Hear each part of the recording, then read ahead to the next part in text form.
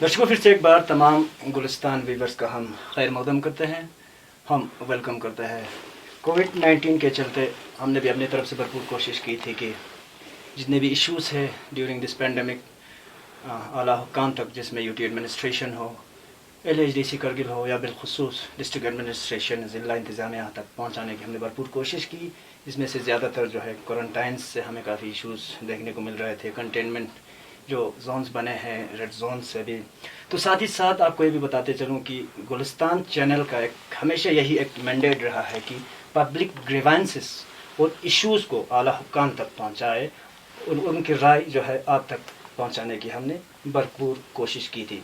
तो इसी सिलसिले में फिर से एक बार हम लोगों ने आज दावत दी है जनाब बसीरुल हक चौधरी साहब को, deputy commissioner district magistrate Kargil, जो ओवरऑल इस पेंडेमिक को लेके हमारे साथ आज फिर से एक बार इस डिस्कशन करेंगे। तो बहुत बहुत शुक्रिया जनाब चौधरी साहब, थैंक यू। इस क्रूशियल टाइम में आपने अपना कीमती टाइम निकाल के हमें फिर से एक बार हमें मौका दी सर आपके इंटरव्यू करने के लिए। इसके बहुत बहुत हम शुक्रगुजार हैं सर आपके। तो साथ ही साथ मेरा स्ट्रेट अवे यही क्वेश्चन होगा सर कि इस पेंडेमिक को लेके पिछले 2-3 दिनों से सर जो केसेस जो है सर, कोविड पॉजिटिव केसेस जो है काफ़ी अलार्मिंग रेट पर ये काफ़ी बढ़ते हुए हमें दिखाई दे रहा है। तो इसको आप किस तरह देखते हैं सर, और इसमें आप किसको रिस्पॉन्सिबल ठहराते हो सर, की डिस्ट्रिक्ट एडमिनिस्ट्रेशन या आवाम को सर? सबसे पहली बात यह है कि इसमें कोई भी दोषी नहीं, ना पब्लिक है ना डिस्ट्रिक्ट एडमिनिस्ट्रेशन है। मैं आपको जैसे बताऊं कि 5 मई से जब हमारे बहुत सारे लोग जो हैं वो different part of the country में थे, तो उनको घर में आना था। उसकी रीज़न ये थी कि लॉकडाउन कंट्री वाइड था, बहुत सारे लोग परेशान भी थे क्योंकि बाहर निकल नहीं सकते थे, बहुत सारी चीज़ों की परेशानियाँ उनको होंगी भी। तो इसमें हमारी जो काउंसिल है यहाँ पे, या जितने भी हमारे यहाँ पे सोशल रिलीजियस ऑर्गेनाइजेशन है, तो उन्होंने एक बहुत ही उम्दा कोशिश के बावजूद जो है कोशिश की, और उसके बिना पे जो है उनको यहाँ पे लाया गया। तो इसमें बहुत सारे लोग हमारे जो थे वो different part of the country से थे। जैसे बहुत सारे इलाके हमारे रेड जोन में आते थे, जैसे कश्मीर की जैसे आप बात करें, जम्मू का कुछ हिस्सा जो था, उसके बाद महाराष्ट्र जैसे था, दिल्ली था, या गुजरात था, या और भी बहुत सारी ऐसी स्टेट थी कि जहाँ पे कोविड के केसेस बहुत ज़्यादा थे। तो वहाँ से जब ये यहाँ पे आए तो लगभग हमारे पास 17-18 के करीब जो है, 1000 के करीब जो है वो यहाँ पे आए।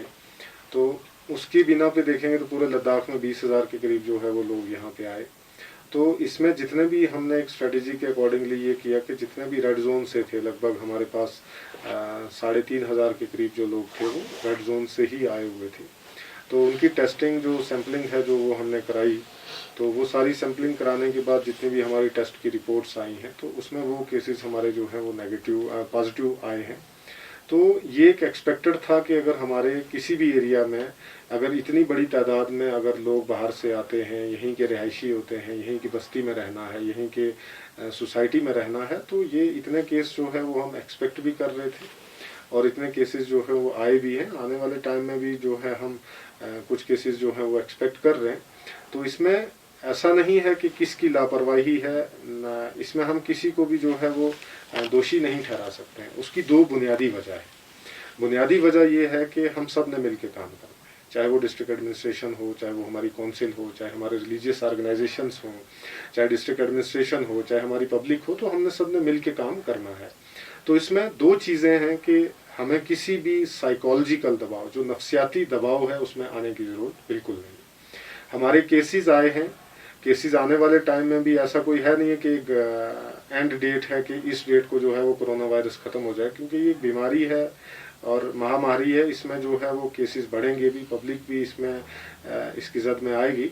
लेकिन हमें सिर्फ 2 चीज़ें करनी है कि बिना किसी के ऊपर इल्ज़ाम लगाए अपनी अपनी जो जिम्मेदारी है उसको निभाना है। अपनी अपनी जिम्मेदारी से मेरा मुराद सिर्फ 2 चीज़ें हैं कि किस तरीके से हम पहले अपने आप को सेफ करें, उसके बाद जो है हमारी पब्लिक, हमारी सोसाइटी, हमारा मोहल्ला, हमारी फैमिली, इसको कैसे हम सेफ करें। और इसी सेफ्टी के साथ साथ एक बहुत इंपॉर्टेंट पहलू जुड़ा हुआ है कि जो हमारी सर्विलेंस टीम है, हर विलेज की अपनी एक सर्विलेंस टीम है, उसमें मेडिकल के वर्कर्स शामिल हैं, उसमें पुलिस के हैं, रेवेन्यू के हैं, एजुकेशन डिपार्टमेंट के हैं, दूसरे भी बहुत सारे डिपार्टमेंट जितने भी हमारे हैं, सब डिपार्टमेंट इसमें इन्वॉल्व हैं। एक सर्विलेंस टीम ये जाती है कि कोई भी आदमी किसी भी एरिया में सिम्टोमेटिक ना हो, अगर उसको कोई सिम्टम्स हैं तो उसको बर वक्त जो है इन्फॉर्मेशन कोविड-19 हॉस्पिटल तक पहुंचाई जाए या डिस्ट्रिक्ट एडमिनिस्ट्रेशन तक उसकी इन्फॉर्मेशन पहुंचाई जाए, तो उस आदमी को हम शिफ्ट करेंगे, उसकी सैंपलिंग कराएंगे, उसके इमीडिएट कॉन्टैक्ट्स की सैंपलिंग कराएंगे।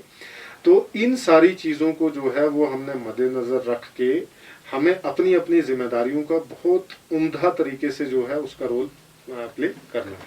सर, डिस्ट्रिक्ट एडमिनिस्ट्रेशन ने एक्सपेक्ट करता था कि क्योंकि पहले हमारे पास बहुत केस कम देखने को मिल रहे थे, क्योंकि उसको ना पिलग्रिम्स यहाँ आए हुए थे, ना स्टूडेंट्स आए हुए थे। और अभी जो है केस बढ़ने का एक वजह ये भी हो सकता है सर कि अभी टेस्ट जो 15,000 शायद हमने एक डाटा हमें दी थी सर, 15,000 ऑलमोस्ट यहाँ स्टूडेंट्स हैं। तो आप ऑलरेडी आप लोग इसमें तैयार प्रिपेयर थे सर कि इतने मतलब इस महीना थोड़ा ये वाला महीना जो है थोड़ा क्रिशुअल है, केसेस बढ़ेंगे? देखो, इसमें मैं आपको एक चीज़ बताऊं कि अगर 15,000 आदमी को आपने मैनेज करना, और वो भी इस महामारी में जहाँ पे इतना बड़ा पेंडेमिक जो है वो वर्ल्ड में डिक्लेयर हुआ है, तो इसको मैनेज करने के लिए, इसको इम्प्लीमेंट करने के लिए अगर आप देखेंगे तो एक बहुत बड़ी प्लानिंग की ज़रूरत है। जो प्लानिंग हमने की और उसको हम प्लानिंग को इम्प्लीमेंट किया है, आज की डेट में भी आप देखेंगे कि हमारे यहाँ पे कम्युनिटी के लेवल पे जो है वो ट्रांसमिशन नहीं हुई है। अभी जो पॉजिटिव केसेस हमारे आ रहे हैं वो कौन आ रहा है, जिसमें हमें वायरस का सोर्स पता है कि भाई वो कहीं ना कहीं बाहर से आया है, जैसे वो कश्मीर से हो, चाहे वो दिल्ली से हो, चाहे महाराष्ट्र से हो, किसी भी एरिया से हो। तो जब वो यहाँ पे आए हैं तो हम मेंटली और प्लानिंग वाइज भी, और हमारी जो मशीनरी है, चाहे वो हेल्थ की हो या एडमिनिस्ट्रेशन की पूरी हो, वो मिलके जो है हमने ये पूरे तरीके से जो है हम प्रिपेयर थे, हमारी सर्विलेंस थी। उसमें जितनी भी हमने ये एरियाज को या जितने भी हमने पब्लिक में जो सेग्रीगेट करके इनको अलग किया कि रेड जोन से कितने लोग हैं, तो उसके बाद उनकी सैंपलिंग कराएगी। उसी सैंपलिंग का जो है वो रिजल्ट अभी हमारे पास आ रहा है। तो इसमें ये जितनी भी हमारी प्लानिंग थी, ये प्लानिंग जो है, हम ये तो नहीं कह सकते कि फुल प्रूफ प्लानिंग है, because it is a new to everyone, हर आदमी के लिए ये नई बीमारी है। तो लेकिन जितना हमने एक प्रिकॉशनरी मेजर्स लेके ग्राउंड के ऊपर जो रियलिटीज को हमने देख के किस तरीके से इसको मैनेज करना, उसके लिए हमने बहुत अच्छे से प्लानिंग की है, जिसमें हमारी जितनी भी टीम्स हैं उन सबको मैं मुबारकबाद देना चाहता हूँ कि उन्होंने किस तरीके से जो है इसको इम्प्लीमेंट किया है।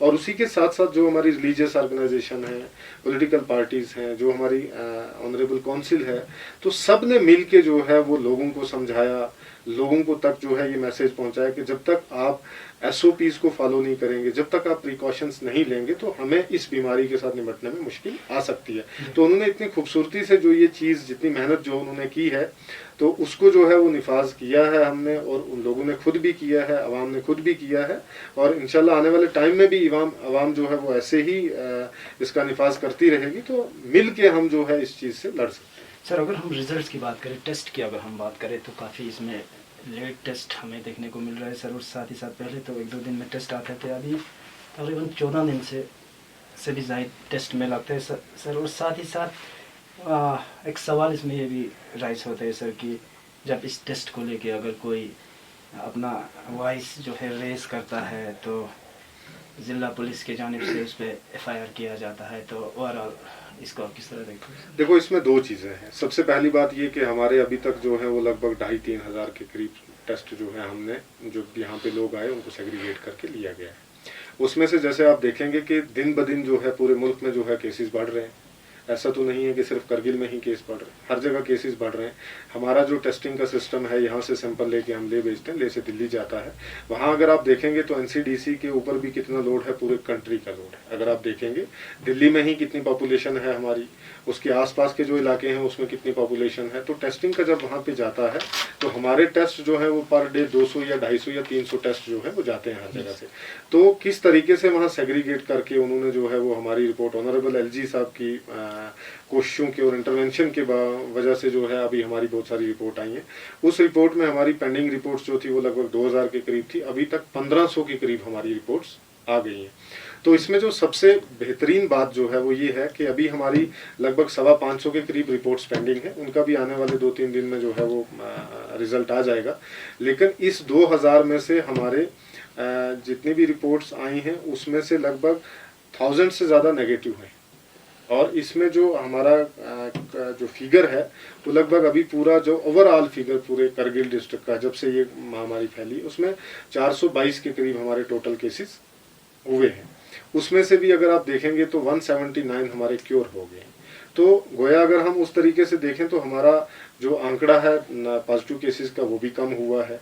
दूसरी बात जैसे आपने कही कि टेस्ट डिले का है, तो ये एक सिंपल सी बात है कि जब हम कहीं पे भी, जैसे आप भी देखते हैं कि कोई नॉर्मल टेस्ट भी हम देते हैं तो उसमें भी 3-4 दिन लगते हैं अगर लोकल लेबोरेटरी हो।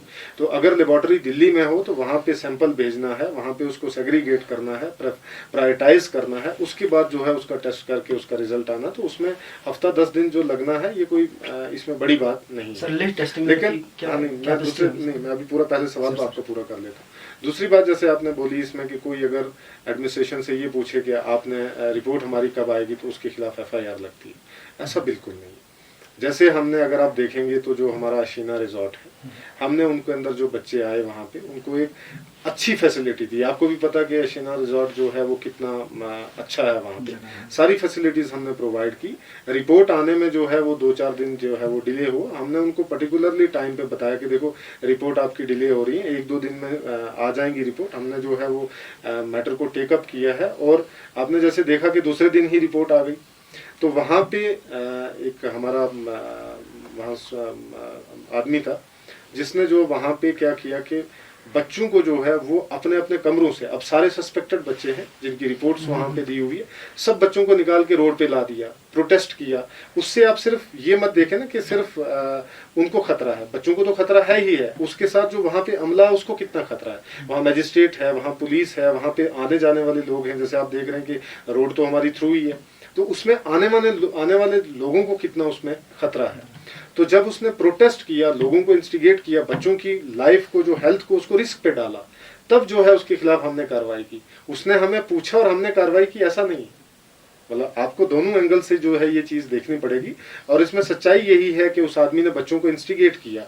जब वो प्रोटेस्ट पे उतरे, जब वो रोड पे सब अपने अपने कमरों से निकल के आए, जिसमें लाइफ ह्यूमन की जो हेल्थ है, पब्लिक हेल्थ है, उसको जो है थ्रेटनिंग किया, उसको रिस्क में डाला, साथ में जो और इतने लोग थे उनको भी रिस्क में डाला। उसके बाद बावजूद जो है उसकी रिपोर्ट भी आई तो उसमें भी वो पॉजिटिव पाया गया। तो आप इस चीज़ से अंदाज़ा लगाएं कि जब हम वो वहाँ पे थे, हमने यहाँ पे लाया, उनको इतने अच्छे इंतज़ाम के अंदर रखा गया, तो 1-2 दिन के अंदर कोई ऐसा नहीं है कि हमने किसी ऐसी बिल्डिंग में डाल दिया जहाँ उनको पानी नहीं है, वॉशरूम नहीं है। एक होटल के अंदर जब हमने डाला तो वहाँ पे हर किस्म की फैसिलिटीज है। उसके बावजूद और हमारे बार बार कहने से कि आपकी रिपोर्ट आ जाएगी 1-2 दिन के अंदर, आप इसमें इतना ज़्यादा परेशान ना हो या बेसब्र ना हो, थोड़ा सब्र रखें, 1-2 दिन के अंदर रिपोर्ट आ। और दूसरे दिन जब उन्होंने प्रोटेस्ट किया उसके दूसरे दिन रिपोर्ट भी आ गई। तो ये सारी चीज़ें हैं, जब उसने प्रोटेस्ट किया, जब उसने पब्लिक हेल्थ को रिस्क में डाला, जब उसने पब्लिक के जो वहाँ के सिक्योरिटी और भी लोग जो थे उनको जब रिस्क में डाला, तब उसके ऊपर कार्रवाई की गई। और वो कार्रवाई तो इस क्राइसिस के अंदर जो है वो एक सेट पैटर्न और गाइडलाइंस के तहत होती है। ऐसा नहीं है कि किसी भी आदमी ने कुछ बोला तो हमने FIR लगा दी, ऐसा कभी हुआ ही नहीं। आप देखेंगे पिछले 1.5 साल से तो मैं भी यहाँ पे हूँ, आप भी यहाँ पे ही, आप तो पहले से ही यहाँ पे हैं, तो आपने देखा है कि किसी के खिलाफ जो है वो गैर ज़रूरी तरीके से या उसके ऊपर जो है वो किसी पावर का जो है थोप के उसके खिलाफ FIR लगाई हो? बिल्कुल नहीं। जो जिसने कसूर किया है उसी के बेसिस पे उसके ऊपर FIR लगी। सर और इसी से रिलेटेड और क्वेश्चन ये था सर कि अवामी एडमिनिस्ट्रेशन जो है वो रिजल्ट पेशेंट को शो कर नहीं रहा है सर, जब कोई पॉजिटिव आता है। तो ये थोड़ा जानना बहुत ज़रूरी है सर कि इसमें कहीं लिखा है सर कि SOP के तहत कि ये रिजल्ट जो है वो कॉन्फिडेंशियल है, ऐसा कुछ? देखो इसमें क्या है, 2 चीजें हैं खालू साहब। रिजल्ट तो जो भी आएगा तो वो आपको भी पता है। जैसे मैंने अभी, आपने मुझे सवाल पूछा तो मैंने बता दिया आपको कि कितनी हमारी रिजल्ट टेस्ट रिपोर्ट आई है, उसमें कितने पॉजिटिव हैं, उसमें कितने नेगेटिव हैं। इसमें कॉन्फिडेंशियल वाली जो बात है वो सिर्फ ये है कि किसी का नाम जो है वो पब्लिक में नहीं आना चाहिए, ताकि तो पेशेंट खुद जो है उसका नाम नहीं आना चाहिए। फॉर एग्जाम्पल किसी का नाम अगर मोहम्मद अली है तो उसका नाम अगर वो पॉजिटिव है तो उसका नाम पब्लिक में तो नहीं आना चाहिए। पब्लिक का नहीं, अगर वो जो पॉजिटिव पेशेंट खुद जाना चाहते हैं तो इंडिविजुअल तो उसमें 2 रिपोर्ट है। देखें, हमें कोई किसी का, हमारा काम है सिर्फ सैंपल लेना, उसके बाद टेस्ट की रिपोर्ट पॉजिटिव है या नेगेटिव है तो हमें सिर्फ पेशेंट को यही बताना है। और जो ही हमारे पास नेगेटिव रिपोर्ट आएगी तो हम पेशेंट को डिस्चार्ज कर देते हैं। समझ रहे हैं? हमें पेशेंट को क्यों रखना है? हम उसको किसी भी तरीके से, गैर जरूरी तरीके से या कोई अनलॉफुली उसको हम बिल्कुल नहीं रखते हैं, ना रख सकते हैं। क्योंकि जो रिपोर्ट आती है, जैसे फॉर एग्जांपल अभी आप कोविड-19 हॉस्पिटल की बात करें, उसमें जैसे हमने सैंपलिंग भेजी, उस सैंपलिंग के अंदर जो है वो जितने भी नेगेटिव आए, तो आपने देखा है अभी तक हमने 175 पेशेंट्स को पिछले 4-5 दिनों के अंदर जो है वो डिस्चार्ज करके अपने अपने घरों में भेजा है होम सर्विलेंस के लिए। तो जब हमने जिसकी रिपोर्ट नेगेटिव आई है उसको भेजा है, इसमें किसी किस्म की कोई छुपाने की बात है ही नहीं। जी जी जी सर, अगर हम इस वायरस की अगर हम बात करें सर, जो वायरस अप्रैल में जो आए और जो अभी का जो वायरस है सर जून का, इन दोनों में क्या डिफरेंस है सर? जब पहले अप्रैल में जब वायरस आते थे, कोई पॉजिटिव निकलता था तो पूरा एरिया जो है कंटेनमेंट जोन बनाया जाता था, रेड जोन में डिक्लेयर किया जाता था सर। अब जो वायरस आता है सर, उसमें पॉजिटिव केस को होम क्वारंटाइन करा जाता है। देखो तो क्या डिफरेंस उसमें दो चीजें हैं खालो साहब, बहुत उम्दा सवाल आपने पूछा। इसकी जो हमें जानने की जरूरत है, क्योंकि ये वायरस सबके लिए नया था। पहले जब ये था कि जब वायरस एक जगह में फैलता है तो उसका एक तरीका है, उसका वो एक अपना मेथड वो नेचुरल वे में गेन करता है, उसके अकॉर्डिंगली वो अपने हिसाब से फैलता है। तो जब हमारे लिए भी ये नई चीज़ थी, उसके बाद हमने जो प्रैक्टिकल एक्सपीरियंस फील्ड के ऊपर गेन किया, उसके बाद जो है हमने जो सिचुएशन हमारी देखी है, उसके अकॉर्डिंगली हमने जितने भी एरियाज थे उसमें होम क्वारंटीन, जैसे आपने देखा कि ministry of health and family welfare है, ICMR है, तो ये अपना टाइम के हिसाब से, अपनी प्रैक्टिकल एक्सपीरियंस के हिसाब से अपने SOPs और अपनी गाइडलाइंस पे तरमीम्स करती रहती है। उसी बेसिस पे जो है वो तरमीम्स लागू होती हैं हायर अप से लोअर अप्स तक। तो इसी तरीके से जैसे अभी हम केस देखेंगे, तो हमने एक प्रिकॉशनरी मेजर पे जो है कंप्लीट लॉकडाउन जो है वो 12 तारीख को जो है वो हमने उसको कंप्लीट लॉकडाउन किया करगिल पूरे का। लेकिन उसके अंदर बहुत सारे हमारे गांव हैं। आज की डेट में अगर हम देखेंगे तो 422 450 के करीब हमारे जो केसेस हैं, पॉजिटिव केसेस हैं, उसमें कहीं ना कहीं वो हर मोहल्ले में, हर बस्ती में कहीं ना कहीं से केस आ रहा है। तो हमें, मैंने जैसे पहले आपसे अर्ज किया है कि अब SOP भी इस तरीके से आ गया है कि भाई अगर आप सिम्टोमेटिक नहीं है ज़्यादा, जैसे पहले आपने बताया तो हमारे केसेस जो पॉजिटिव आए, पहले हमने बड़े एरिया को जो है वो कंटेन किया, उसमें जो भी पेशेंट हमारे थे वो सारे सिम्टोमेटिक थे, उनको सिम्टम्स थे। तो सिम्टम्स में जब किसी पेशेंट में आता तो उसका रेट ऑफ स्प्रेडिंग ज़्यादा बड़ा होता। अगर उसी हिसाब से कोई आदमी है बैठा हुआ जिसको पॉजिटिव है लेकिन उसको सिम्टम्स नहीं है, तो उसका रेट ऑफ स्प्रेडिंग जो है वो सिम्टम्स के मुकाबले में कम होगा। तो इसी बेसिस पे हमने ये प्रैक्टिकली यही चीज़ जो मैंने आपको बोली है कि हमें होम में आइसोलेट करना है ताकि उस आदमी को किसी और वजह से प्रॉब्लम ना हो। अपने घर में जितने प्रिकॉशनरी मेजर लेगा तो वो बाहर नहीं जाएगा। जैसे हम मान लो कि वो एक पॉजिटिव आ गया तो हम तो उसको कोविड हॉस्पिटल में शिफ्ट कर देते हैं, लेकिन उसकी फैमिली के साथ कौन मिलता है, किस तरीके से मिलता है, वो सारी चीज़ें भी हमें देखने के लिए ज़रूरत है। तो जो एज पर SOP हमने अभी जो है होम में ही उनको आइसोलेट किया है, या जिनके पास होम में फैसिलिटी नहीं है तो हमने अपने पास फैसिलिटी रखी है कि उस पेशेंट को हम जो अगर वॉलंटियरली बोलता है कि भाई हमें मेरे घर में ऐसे इंतजाम नहीं है कि मैं आइसोलेट हो सकूं, तो हम उसको जो है अपनी फैसिलिटी में शिफ्ट करते हैं। जी, जी। तो ये जितने भी इकदाम होते हैं ये as per guidelines, revised guidelines के अकॉर्डिंगली होते हैं। सर सवालात तो बहुत है, इश्यूज भी इस पेंडेमिक में बहुत आ रहे हैं सर, चाहे पब्लिक से हो या एडमिनिस्ट्रेशन की हो। तो और एक सवाल ये बनता है सर कि हमारा जो PRI मेंबर्स, जो BDCs है सर, और साथ ही साथ काउंसलर्स, उन्हें परमिशन नहीं मिल रही है सर, तो इसकी वजह से उन्हें पब्लिक में जाने के लिए काफ़ी मुश्किलात का सामना करना, काफ़ी प्रॉब्लम है। जैसे मैं आपको बताऊं कि फिलहाल हमारा जो रेट ऑफ इंक्रीज है सर वो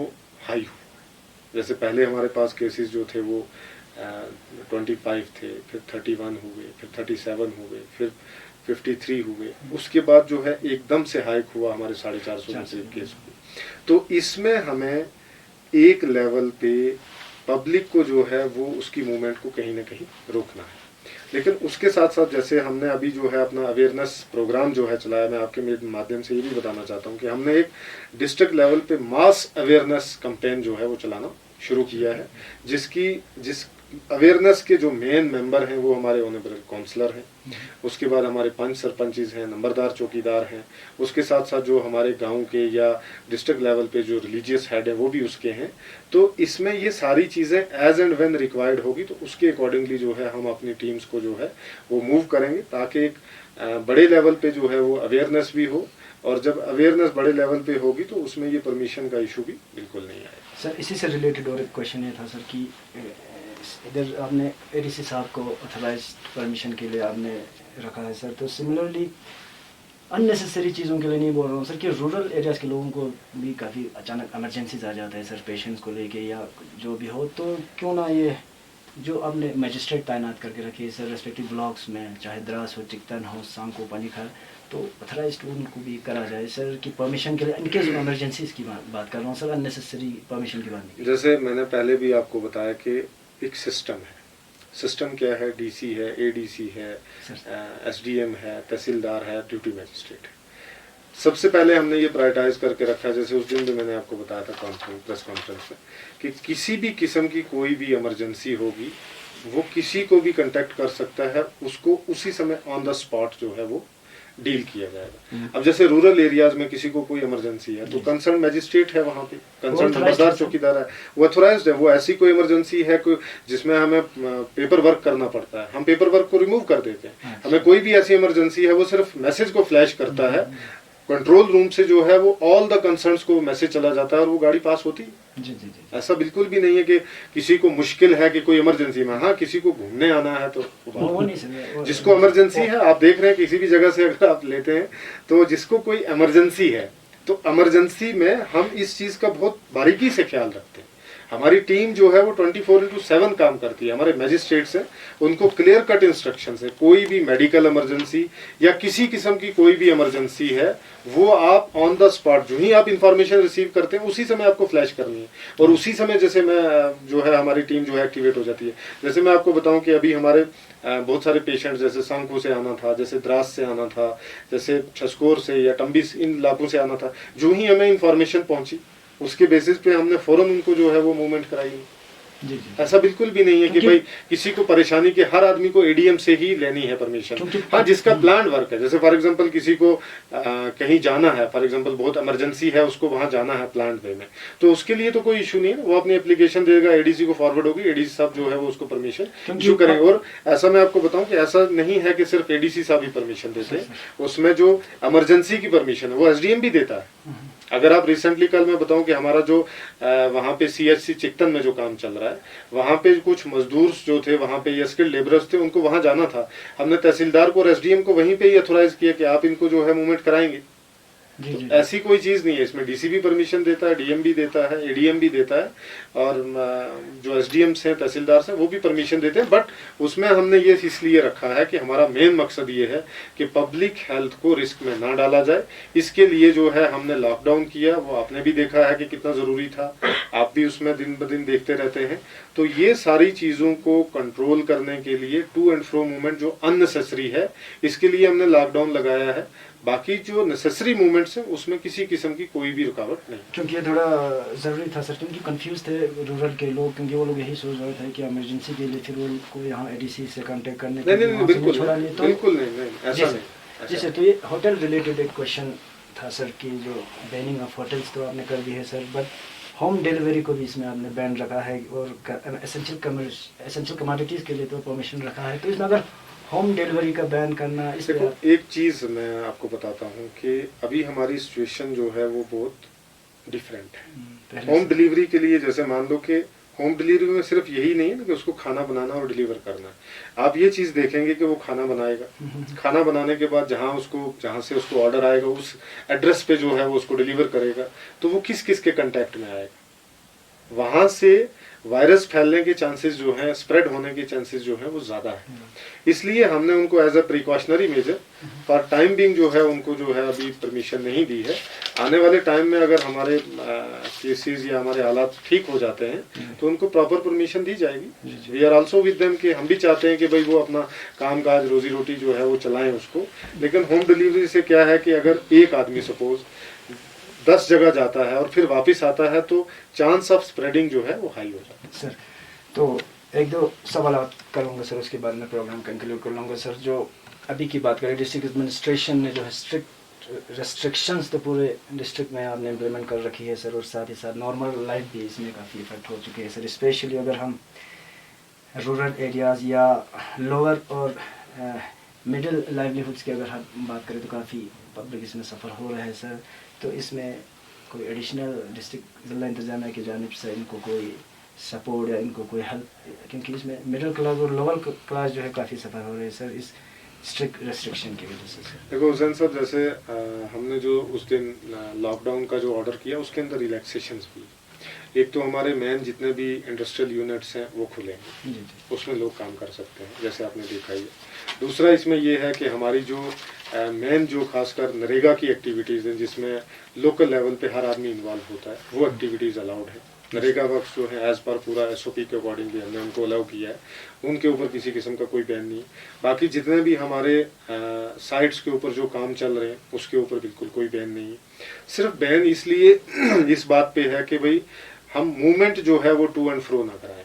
उसके बेसिस पे भी अगर जैसे मान लिया हमारी करगिल में अगर कोई लेबर है, उसको अगर चिकटन जाना है या उसको शरगोल जाना है जहाँ पे, या सांकू जाना है जहाँ पे वो काम कर रहे हैं साइट के ऊपर, तो उनको प्रॉपर वे में जो है वो परमिशन मिल जाए, क्योंकि हमें लोगों को खजल भी नहीं करना, परेशान भी नहीं करना। क्योंकि अगर यहाँ से कोई चिकटन में जाएगा उसको काम ढूंढना है, अगर काम ढूंढना है तो वो डिफिकल्ट प्रोसेस है। अगर वो किसी साइट पे जाके काम कर रहा है तो वहाँ कंट्रैक्टर ने जो है वो पूरा इंतजाम करके रखना है कि उनको वहाँ पे रखेगा, खाने पीने का इंतजाम होगा, उनकी हाइजीन का इंतजाम होगा। तो इस बेसिस पे ये सारी एक्टिविटीज जो है वो अलाउड है, जो प्रॉपर SOP के तहत जो है वो चलती है। जी जी।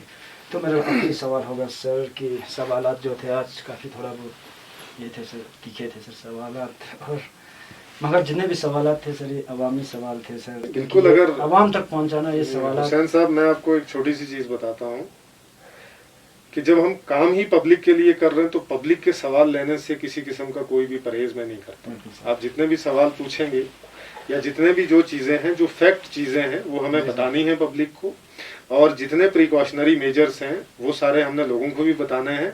और ये सारे काम हम सिर्फ पब्लिक इंटरेस्ट के लिए करते हैं, कोई भी इसमें पर्सनल इंटरेस्ट नहीं। जी जी जी जी। तो इसलिए आप बेझिझक होकर जितना सवाल पूछना चाहते हैं। बिल्कुल, बस यही लास्ट क्वेश्चन होगा सर। उसके बाद क्योंकि केसेस भी काफ़ी बढ़ रहा है सर, और दिन रात डिस्ट्रिक्ट एडमिनिस्ट्रेशन बिल्कुल अभी काफ़ी मेहनत कर रहे हैं सर इस पेंडेमिक में। और ये जो पेंडेमिक है सर, और एक वर्ल्ड क्राइसिस है, सिर्फ लद्दाख आपने जैसा भी फरमाया सर, लद्दाख और बाकी जगहों की बात नहीं, पूरा वर्ल्ड एक क्राइसिस है सर। तो कभी आप केसेस बढ़ने की हिसाब से आप कभी द्रास, कभी चिकन, उस दिन कल हमने चिकन और शरगोल वगैरह में आपको देर रात लौटते हमने देखा सर। तो इस पेंडेमिक में आवाम का कितना आपको साथ रहा सर, और साथ ही साथ हमारे डिस्ट्रिक्ट करगिल के आवाम को आपकी क्या फ्रूटफुल मैसेज रहेगी मेरा आखिरी क्वेश्चन? देखो, सबसे पहली बात कि आवाम के सपोर्ट की अगर हम बात करें तो मुझे लगता है कि जितना आवाम का सपोर्ट और प्यार मुझे यहाँ मिला है, इस एडमिनिस्ट्रेशन को इस पेंडेमिक में मिला है, मुझे लगता है कि मैं खुशकिस्मत हूँ। मुझे बहुत ज़्यादा मिला है, और उसमें कोई गुंजाइश वाली या उसमें कोई रोक टोक वाली बात नहीं है कि कम मिला है या बहुत मिला है। इसमें बेइंतहा मिला है, इसमें कोई दो राय नहीं। बिल्कुल सर। बस ये तो पहली चीज़ होगी। मैं इसके लिए पब्लिक का, रिलीजियस ऑर्गेनाइजेशन का, जो हमारी हेल्थ विंग्स भी हैं डिफरेंट ऑर्गेनाइजेशन की, जैसे बाकरिया है, अल रज़ा है, दूसरी भी जितनी भी हैं, और जो हमारी काउंसिल है, हमारे काउंसलर्स हैं, खासकर हमारे जो PRI मेंबर्स हैं, तो जितना सपोर्ट उन्होंने दिया है, मुझे लगता है कि मैं उनका अगर शुक्र भी अदा करूंगा तो तब भी उनका जो शुक्रिया है वो अदा नहीं हो पाएगा। ये तो पहली बात। दूसरी बात ये है कि मेरा पब्लिक तक मैसेज ये है कि हम सब ने मिल के काम करना है, चाहे आप हैं चाहे मैं हूँ। तो अगर हम मिल के काम करेंगे, जितने भी प्रिकॉशंस हैं इनको लेके चलेंगे, तो ये हमारी सोसाइटी के लिए एक किरण की तरह जो है वो उभर के सामने आएगी। जितना हम इनकी खिलाफवर्जी करेंगे इतना जो है वो नुकसान हमें ही होगा। तो इसलिए आओ आज हम आपके माध्यम से मिल के एक अहद करते हैं, मिल के एक हलफ उठाते हैं कि हम मिल के काम करेंगे, अपनी सोसाइटी के लिए काम करेंगे, अपनी फैमिली के लिए काम करेंगे, ताकि एक एक करगिल के अंदर एक एक बच्चा जो है उसकी सलामती और उसका जो सिक्योरिटी है, खासकर कोविड-19 को लेके, उसको हम जो है वो भरपूर तरीके से करें, और ताकि मिल के इसके साथ लड़ें और अपने इस डिस्ट्रिक्ट को, अपने इस इलाके को जो है वो कोविड से फ्री करें। जी, तो बहुत बहुत शुक्रिया जनाब। शुक्रिया बहुत। ये थे हमारे साथ जनाब बसीरुल हक चौधरी साहब, deputy commissioner, district magistrate, CEO LHDC Kargil Ladakh, जो रूबरू थे गुलिस्तान चैनल के साथ। तो ओवरऑल इस पेंडेमिक को लेके, कोविड-19 को लेके ओवरऑल डिस्कस कर रहे थे, जिनमें जितने भी हमने कोशिश की थी आज अवामी मसाइल डिप्टी कमिश्नर के सामने रखे और इनकी राय आप तक पहुंचाने की हमने भरपूर कोशिश की थी, और आइंदा इंशाल्लाह हम आप तक पहुंचाने की भरपूर कोशिश करते रहेंगे। तो अगले हफ्ते फिर मिलते हैं किसी और एक शख्सियत के साथ, किसी और एक पर्सनैलिटी के साथ, किसी और एक लीडर के साथ और किसी और एक ऑफिसर के साथ। तो इस समय मेरे साथ कैमरा लाइन पे जुड़े हैं सीनियर वीडियो जर्नलिस्ट मोहम्मद साहब, वीडियो जर्नलिस्ट मुदस्सिर अहमद, और इस पूरे प्रोग्राम को तश्कील दे रहे थे हमारे प्रोग्राम हेड जनाब जे नूरी साहब, और मैं हुसैन खालिद। मुझे दीजिए इजाज़त। खुदा हाफिज़।